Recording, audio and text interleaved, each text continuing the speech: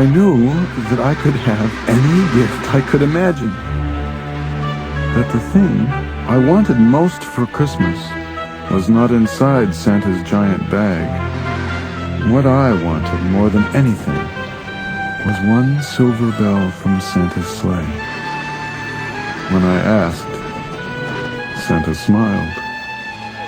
Then he gave me a hug and told an elf to cut a bell from a reindeer's harness. The elf tossed it up to Santa.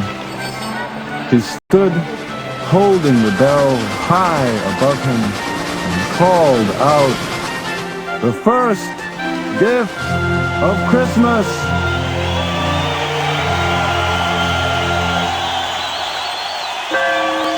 A clock struck midnight as the elves roared their approval. Santa handed the bell to me, and I put it in my bathrobe pocket. The conductor helped me down from the sleigh. Santa shouted out the reindeers' names and cracked his whip.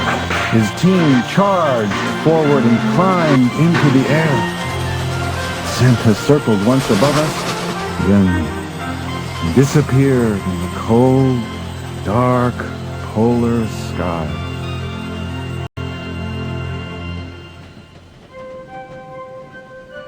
As soon as we were back inside the Polar Express, the other children asked to see the bell. I reached into my pocket, but the only thing I felt was a hole. I had lost the silver bell from Santa Claus's sleigh. "Let's hurry outside and look for it," one of the children said, but the train gave a sudden lurch and started moving. We were on our way home.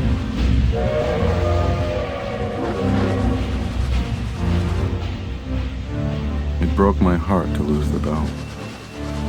When the train reached my house, I sadly left the other children.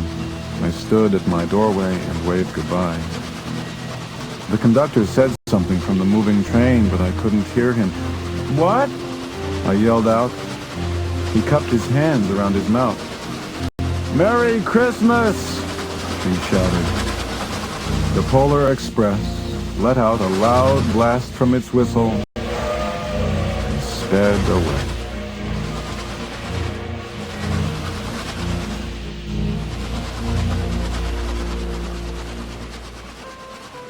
On Christmas morning, my little sister, Sarah, and I opened our presents. When it looked as if everything had been unwrapped, Sarah found one last small box behind the tree. It had my name on it.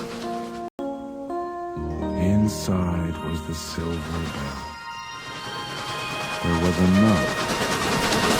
Found it on the seat of my sleigh. Fix that hole in your pocket. Signed, Mr. C. I shook the bell. It made the most beautiful sound my sister and I had ever heard.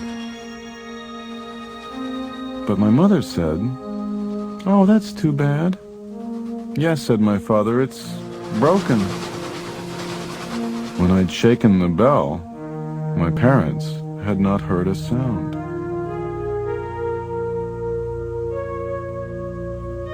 At one time, most of my friends could hear the bell, but as years passed, it fell silent for all of them.